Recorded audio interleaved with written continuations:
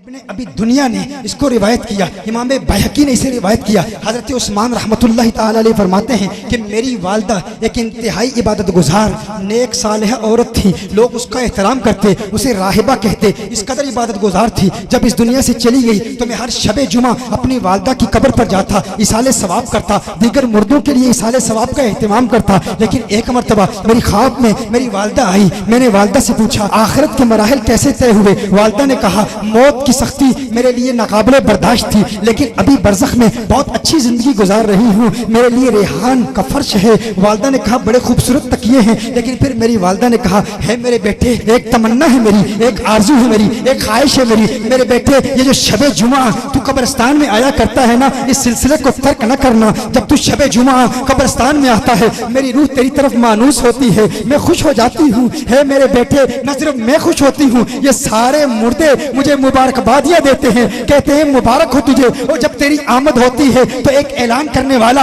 ऐलान करता है राहिबा, है नेकोकार पारसा औरत, तुझे मिलने के लिए एक जायर आया है, एक देखने वाला आया है। मैं कहता हूँ मेरे भाइयों, मेरे दोस्तों, मेरे बुजुर्गों, अगर तुम्हारी वालदा जिंदा है या इस दुनिया से चली गई है, अगर कब्रिस्तान में है तो अब भी वक्त है, कब्रिस्तान में जाया करो, उस वालदा के लिए इसाले सवाब का एहतमाम किया करो। अगर बाप चला गया है तो उसके लिए इसाले सवाब का एहतमाम किया करो, कम से कम हफ्ते में एक मरतबा तो जाया करो। और जिनके जिंदा हैं उस बाप का एहतराम करो, उस माँ का एहतराम करो। जब तुम अपने घर से बाहर जाते हो और माँ खिड़की खोल के अलविदा करते हुए अपने जिगर के टुकड़े को, अपने लखते जिगर को देखती है और फिर प्यार भरी निगाहों से देखती है, तुम बड़ी रौनक और बड़े तकब्बुर से कहते हो है मेरी माँ बार बार बाहर ना आया कर, बार बार यूँ प्यार न जतलाया कर। मेरी माँ मेरे दोस्त हंसते हैं, मेरा तमस्कुर उड़ाते हैं, तजलील करते हैं, तहकीर करते हैं। अब मैं बच्चा नहीं, अब मैं तो बड़ा हो गया हूँ, माँ मुझे शर्म आती है। अरे नादान तुझे पता नहीं उस माँ के दिल में तेरे लिए कितना प्यार है, तेरे लिए कितनी मोहब्बत है। वो माँ तुझसे कितना प्यार करती है,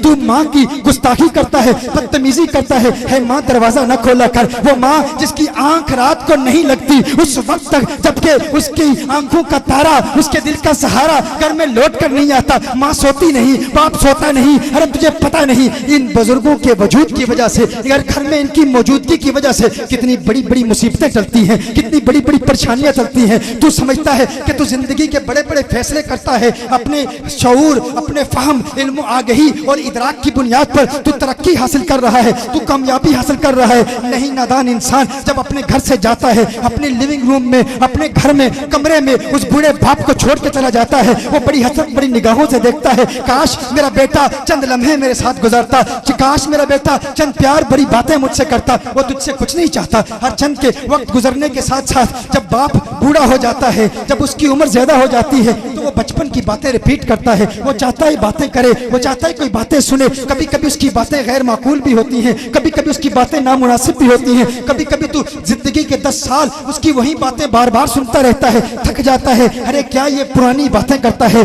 मैं तो बड़ा हो गया हूँ, मैं तो कामयाब शख्स हूँ, मैं तो बिजनेसमैन हूँ, मैं तो स्पोर्ट्समैन हूँ, मैं तो डॉक्टर हूँ, मैं तो इंजीनियर हूँ। है वालिद मोहतरम किसी और वक्त तुझसे बात करूंगा, लेकिन तुझे पता नहीं। कभी तू कहता है अरे मेरे तो मुकदमे चल रहे हैं, फुलां से जंग है, इस बाप बूढ़े की बातें, ये बूढ़े की बातें सुन के मुझे क्या फायदा होगा। अरे नादान इंसान तुझे पता नहीं बड़े बड़े मुकदमों में तुझे कामयाबी सिर्फ इस वजह से मिलती है कि तेरे घर में वो बूढ़ा शख्स मौजूद है, वो बूढ़ी औरत मौजूद है। मुझे बरतानिया में एक शख्स ने कहा एक वक्त था कि जिंदगी में बड़ी बड़ी मुसीबतें आती थी, तकलीफें आती थी, लेकिन टल जाती थी। लेकिन क्या है अब मुसीबतें आती हैं, टलने का नाम नहीं लेती। एक शख्स ने कहा एक वक्त मेरे घर में पुलिस आई, मुझे बताया गया कि मुझे गिरफ्तार किया जाएगा, लेकिन बाद में कुछ ऐसे हालात बदले और मुझे बताया गया कि अब वो केस खत्म हो गया है। एक मरतबा गैंगस्टर्स ने मुझ पर हमला किया, बड़े ताकतवर थे, लेकिन फिर वो नाकाम हो गए। एक मरतबा मैं बैंकरप्सी का शिकार होने वाला था, बैंकरप्ट होने वाला था, लेकिन अल्लाह ने ऐसी मदद की कि मैं बैंकरप्सी से बच गया। लेकिन अजीब बात है, जिंदगी में एक वक्त ऐसा था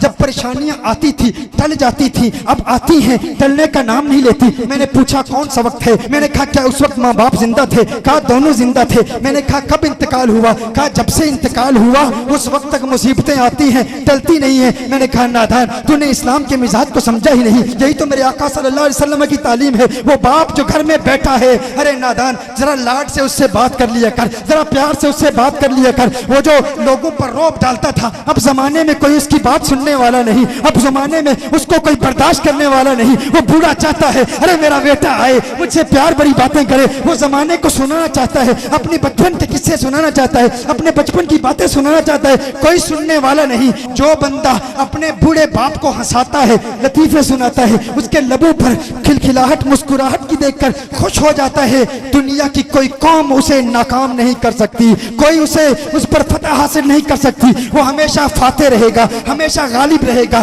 कभी मगलूब नहीं होगा। तू इसलिए ना कर क्योंकि तुझे बाप की बातें समझ आती हैं, तू सिर्फ इसलिए कर अगर घर में मौजूद है तो इसकी मौजूदगी की वजह से बड़ी बड़ी बलाएं टलती हैं, माँ की मौजूदगी की वजह से बड़ी बड़ी आफतें टलती हैं। वो माँ जो घर में बैठी है, इंतजार कर रही है मेरा बेटा मुझसे बात करे, तू उससे बात तक नहीं करता, तू उससे कलाम नहीं करता, और उसकी वफाएं देख, उसने वफाओं की रीत कैसे निभाई। वो माँ ऐसी है, अरे ना सिर्फ घर में इंतजार करती है, अरे जालिम तूने उसके प्यार को नहीं देखा, वो कब्रिस्तान में भी इंतजार कर रही है, वो मुंतजिर है। अगर चली गई है तो आप भी वो टिकटिकी बांधे देखी है, देख रही है, तेरा बाप इंतजार कर रहा है। और देख वो बाप क्या कहता है मेरे बेटे जब तू आता है ना आया कर, आने का सिलसिला छोड़ना, क्योंकि जब आता है तो मेरे पड़ोसी मुबारकबादियां देते हैं, और जिस वक्त तक तू कूफा शहर में दाखिल नहीं हो जाता मैं तुझे देखता रहता हूँ, मैं तुझे प्यार भरी निगाहों से देखता रहता हूँ। अरे गनीमत जानो, अल्लाह का करम है कि तुम्हारे माँ बाप जिंदा हैं, अगर चले गए तो फिर कब्रिस्तान में जाओ, हफ्ते में एक दिन कम से कम उनके पास जाओ।